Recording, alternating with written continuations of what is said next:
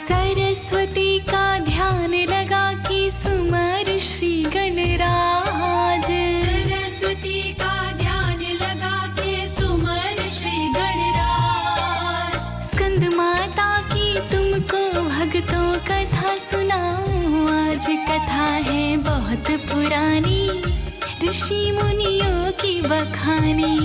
कथा है बहुत पुरानी, ऋषि मुनियों की बखानी। सरस्वती का ध्यान लगा के सुमर श्री गणराज। सरस्वती का ध्यान लगा के सुमर श्री गणराज। स्कंद माता की तुमको मैं कथा सुनाऊं। आज कथा है बहुत पुरानी, ऋषि मुनियों की बखानी। कथा है बहुत पुरानी, ऋषि मुनियों की बखानी।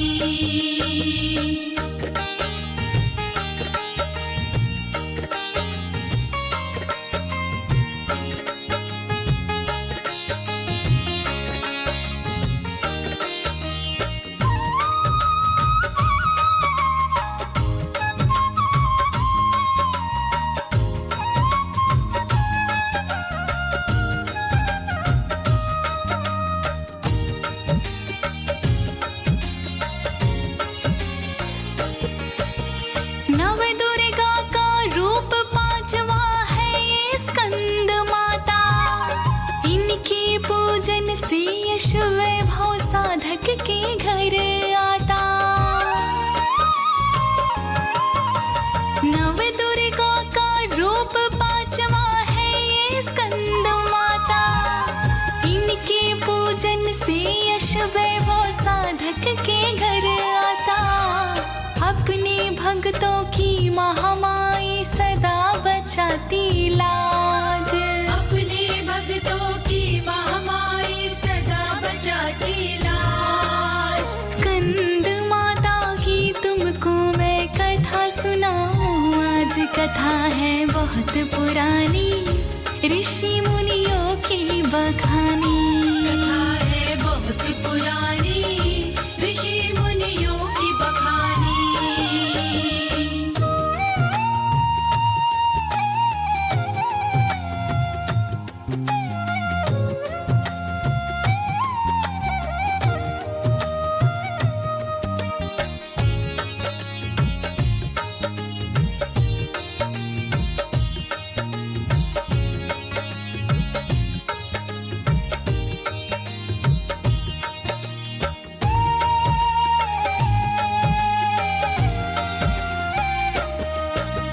पूर्व काल में युद्ध हुआ जब देव असुर में भारी।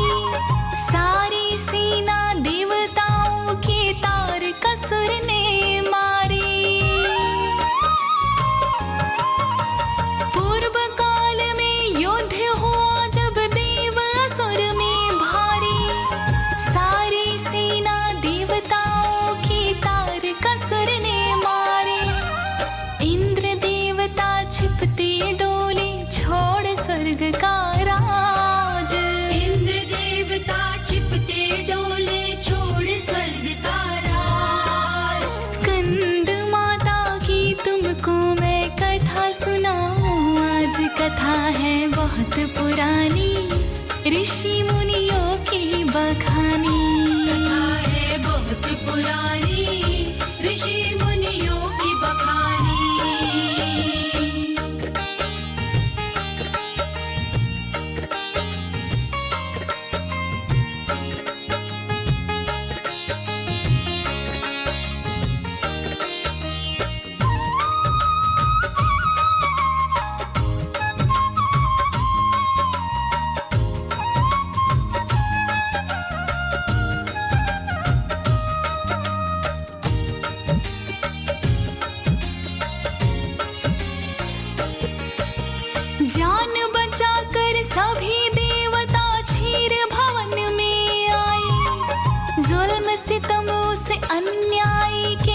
विष्णु को बतलाए।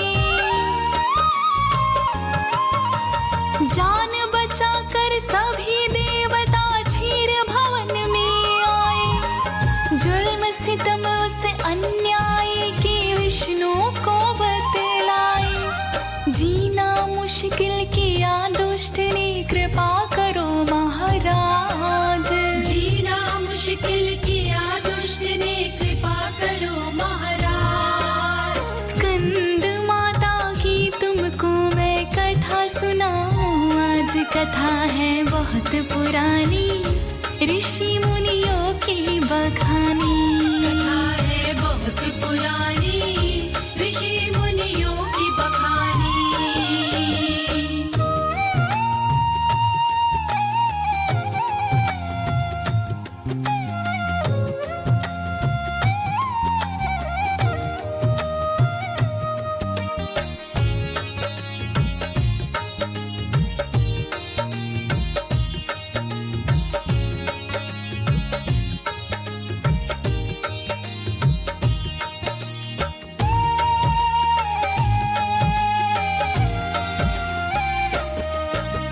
विष्णु बोले इसका वध तो शंकर पुत्र करेगा, और किसी के हाथों से हरगिज नहीं मरेगा।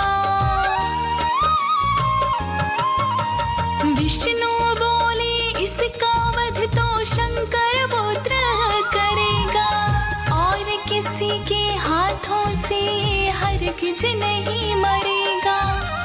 इसके वध का और नहीं दूजा कोई इलाज। इसके वध का और नहीं दूजा कोई इलाज। स्कंद माता की तुमको मैं कथा सुनाऊं। आज कथा है बहुत पुरानी, ऋषि मुनियों की बखानी। कथा है बहुत पुरानी, ऋषि मुनियों की बखानी।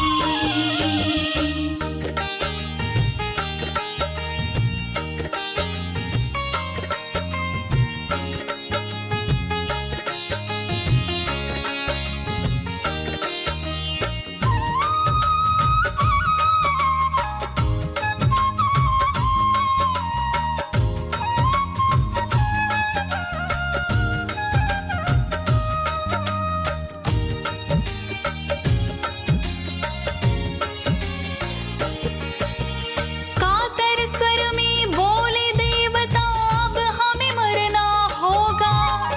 दक्ष यज्ञ में सती भस्म हुई, पुत्र कहाँ से होगा।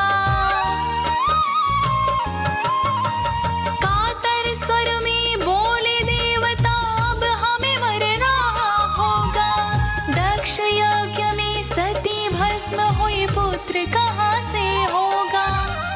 कृपा करके अन्य रास्ता बतलाओ महाराज। कृपा करके अन्य रास्ता बतलाओ महाराज। स्कंद माता की तुमको मैं कथा सुनाऊं। आज कथा है बहुत पुरानी, ऋषि मुनियों की बखानी। कथा है बहुत पुरानी, ऋषि मुनियों की बखानी।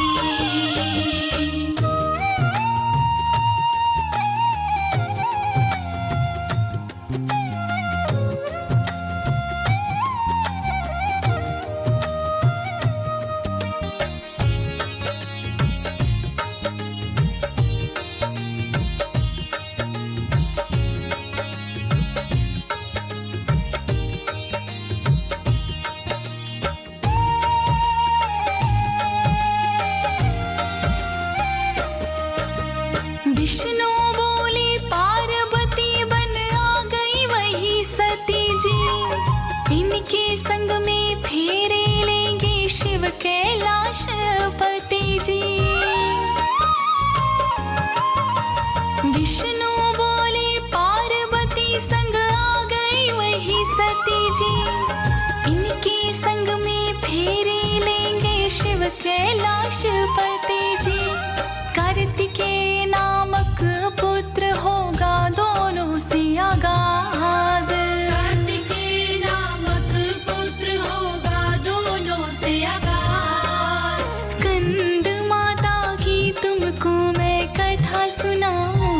आज कथा है बहुत पुरानी, ऋषि मुनियों की बखानी।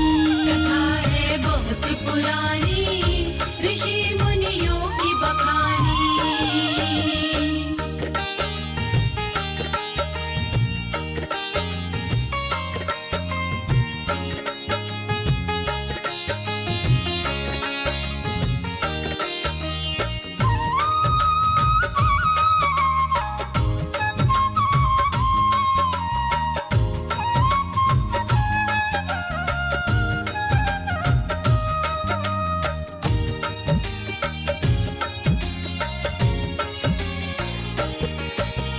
विष्णु बानी सुन नारद ने नहीं विलंब लगाया, पार्वती को शिव की पूजा करने को उकसाया।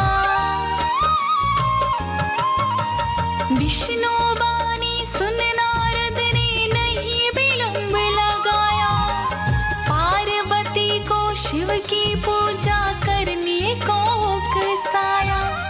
करी तपस्या पार्वती ने छोड़ हिमाचल राज, करी तपस्या पार्वती ने छोड़ हिमाचल राज। स्कंद माता की तुमको मैं कथा सुनाऊं, आज कथा है बहुत पुरानी, ऋषि मुनियों की बखानी। कथा है बहुत पुरानी, ऋषि मुनियों की बखानी।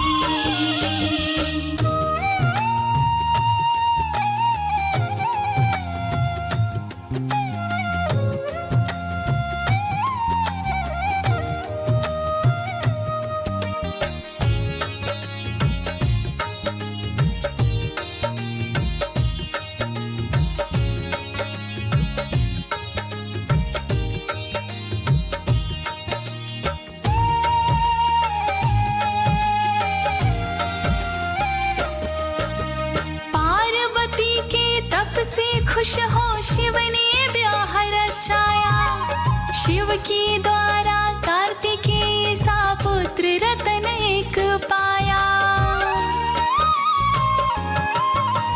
पार्वती के तप से खुश हो शिव ने ब्याह रचाया, शिव के द्वारा कार्तिकेय सा पुत्र रतन एक पाया।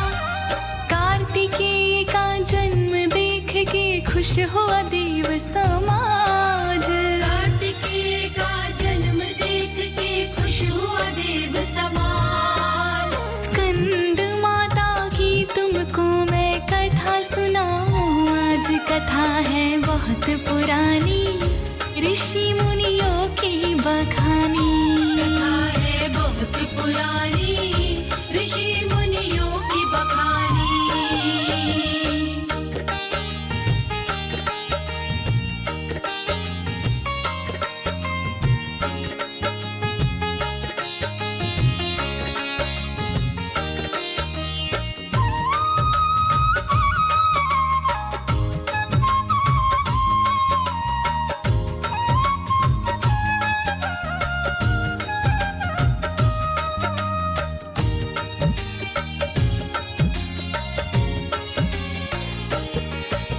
सभी देवता उचित समय की करने लगे इंतजारी, एक दिन तारिका कार्तिकेय में युद्ध हुआ बड़ा भारी। सभी देवता उचित समय की करने लगे इंतजारी, एक दिन तारिका कार्तिकेय में युद्ध हुआ बड़ा भारी। कार्तिकेय के हाथों मर गया असुरों का धीराज, कार्तिकेय के हाथों मर गया असुरों का धीराज। स्कंद माता की तुमको मैं कथा सुनाऊं, आज कथा है बहुत पुरानी, ऋषि मुनियों की बखानी। कथा है बहुत पुरानी, ऋषि मुनियों की बखानी।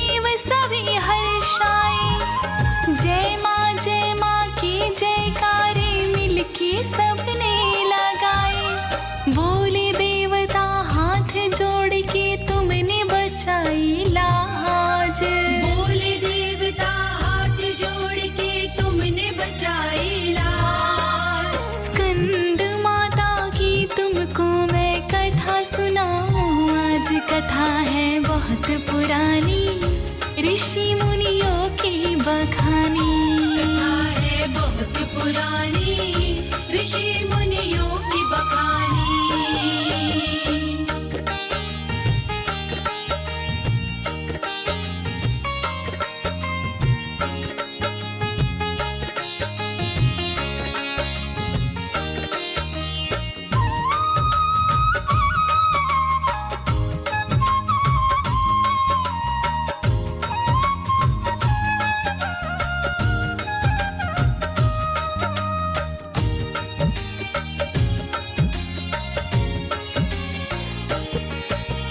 कार्तिकेय को जन्म न देती अगर स्कंद माता, असुर तारकासुर का भक्तों कभी न वध हो पाता। कार्तिकेय को जन्म न देती अगर स्कंद माता, असुर तारकासुर का भक्तों कभी न वध हो पाता। इनकी बदौलत इंद्रदेव को मिला दोबारा राज, इनकी बदौलत इंद्रदेव को मिला दोबारा राज। स्कंद माता की तुमको मैं कथा सुनाऊं, आज कथा है बहुत पुरानी, ऋषि मुनियों की बखानी। कथा है बहुत पुरानी ऋषि मुनियों की बखानी।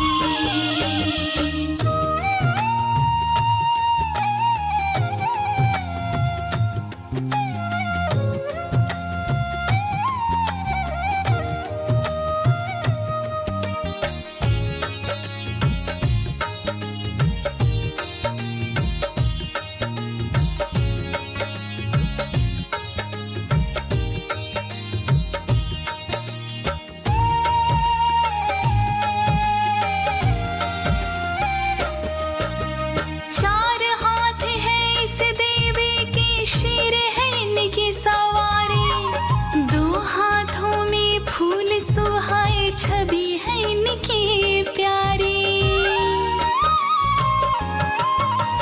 चार हाथ है इस देवी की, शेर है इनकी सवारी, दो हाथों में फूल सुहाए, छवि है इनकी प्यारी। पांचवी नवरात्रि में पूजे इनको सकल समाज, पांचवी नवरात्रि में पूजे इनको सकल समाज। स्कंद माता की तुमको मैं कथा सुनाऊं, आज कथा है बहुत पुरानी, ऋषि मुनियों की बखानी। कथा है बहुत पुरानी ऋषि मुनियों की बखानी।